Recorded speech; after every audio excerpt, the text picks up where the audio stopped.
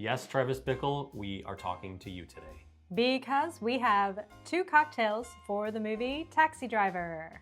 I'd like to know what your name is. What's your name? Welcome to Boozy Movies, where watching movies and making cocktails is what we do. I don't believe I've ever met anyone quite like you.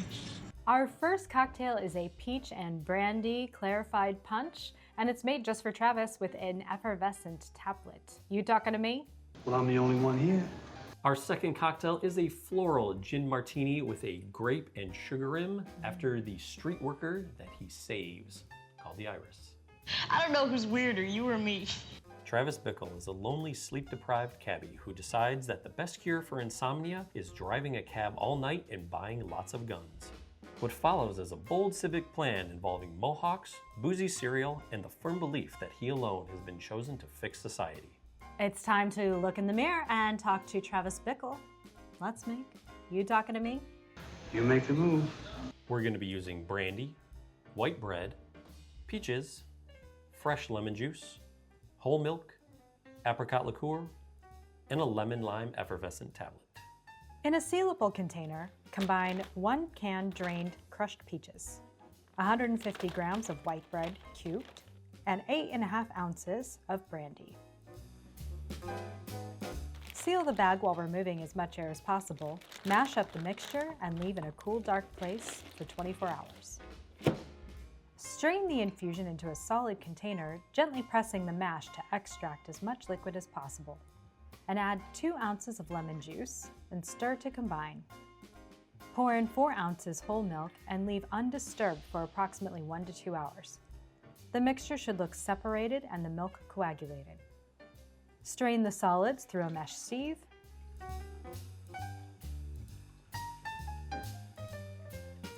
Then double strain through a coffee filter.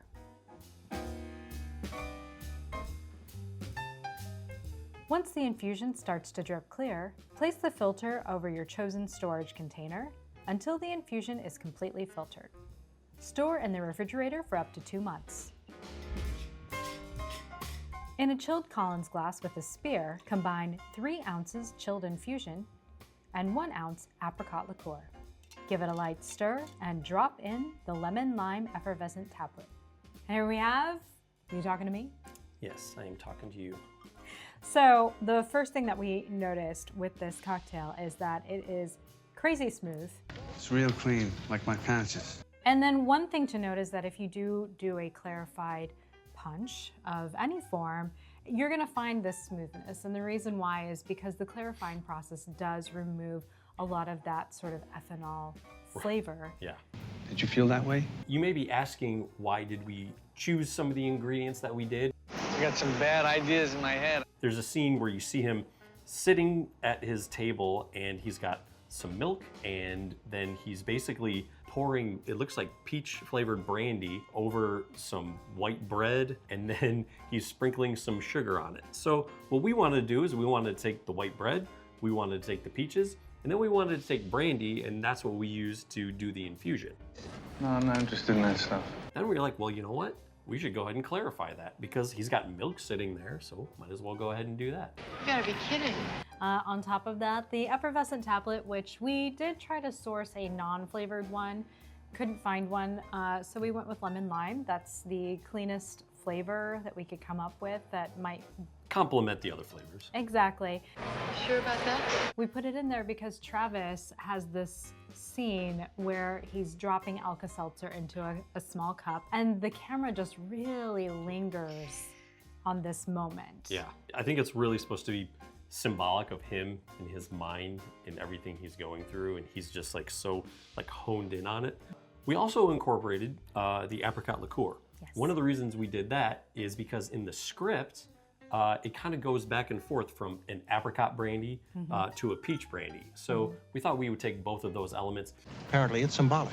It looks like in the movie, though, they used a peach-flavored brandy in the scene where he's sitting there making his healthy breakfast. Well, now that we've figured out who we're talking to, I think it's time for us to go shave our heads into mohawks and go save Iris. But before we do that, we'd like to campaign you for just 1 minute and ask that if you enjoy our videos to Hit that like, it really helps us out, and share this with a friend or any of our other videos with one of your friends that loves movies or cocktails or both. Okay, do you want to make it? It's your time, man. You've got until that cigarette burns out. All right, let's make it. So how do you want to make it? For the iris, you're going to need a smooth gin, Amaro Santoni, Cointreau, mezcal, lemon peel, Concord grape jelly, and granulated sugar.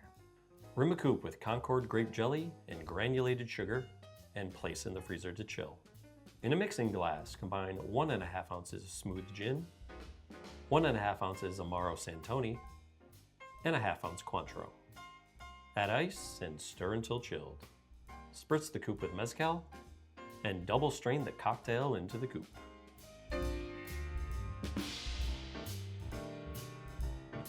Spritz with the lemon peel and garnish with the twist. And here is Iris. All right. After you, my dear. So this drink is sweet, but it's not too sweet.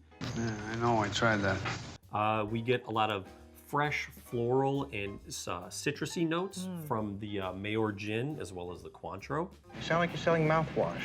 Yes, and I really pick up a little bit of smokiness from the mezcal and some grapefruit, and I'm actually starting to salivate a little bit. Notice anything? One thing that we also notice is way at the end, kind of almost after all that flavor goes away, you get some clove that comes in. That's the issue that should be pushed. And that's really from this awesome Amaro that we picked up. And we were both really surprised to get that sort of, that clove flavor. I think I understand. But we just picked this up the other day at our Total Wine store, and we're really surprised by it. I mean, first of all, just seeing this bottle down the aisle, I hadn't seen it before. That's very cute, thank you. But the thing, when we started reading the back, it says rhubarb root, iris flower, and olive leaf are the main characters. And iris flower being a main character, we were like, how could we go wrong? It just really fell into this. That's why we get along so well. We wanted to have those floral notes, those peppery notes, all of the wonderful flavors that we had in just enjoying the Amaro neat. Right. And we thought bringing in this Mayor Gin, which we also really like, softened it up a little bit and just kind of made it a much more smoother, enjoyable ride. But you had the wonderful idea to do a little spritz of mezcal because we want a little bit of that in there. What do you think of that? We just wanted a tiny bit of smokiness. She points out to Travis in his 15 minutes that he's got until that cigarette burns out. Don't you want to make it? Now, one of the things that we really pulled from the movie in this cocktail is the Concord grape jelly and then the sugar rim. There's a really fun scene where Iris and Travis are out to, I think, breakfast. She's got these weird green glasses on and she's spreading jelly all over her toast. And then she just starts staking the sugar and starts putting it all over her toast. But we wanted to incorporate that really into this cocktail, and this was, I think, a really fun way to do it. Oh yeah? All right, why don't you bring in You Talking to Me, and we will talk about how influential this movie is. I've only seen it really a couple times in the last really month. Oh yeah? But I want to know, like, why is this such an influential movie? I've heard talk about it before all of this. Well, I mean, yeah, you're gonna get different answers from different people. For me, one of the big things was this was Scorsese and De Niro so early on in their careers, and they've obviously been icons for the past 50 years in American cinema. The cinematography, the editing of this film, this was what, 1976? We'd really seen a film like this yet, or a character like Travis Bickle, right? Okay, yeah. I think that the funny thing about seeing Robert De Niro this young, and even Martin Scorsese, is that I'm only used to seeing them like 40s or older maybe in a few movies. Admittedly, my exposure to movies is very small, and Martin Scorsese has a very specific genre that I was not exposed to. You must think I'm pretty sick or something. We could spend hours, and we have the drinks to do it, to do a character study into Travis Bickle and sort of his motives, him searching for purpose, living in isolation.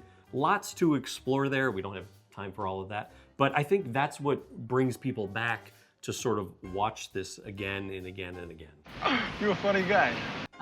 The other thing that really hit me, I guess, profoundly with this movie is the camera shots. Right.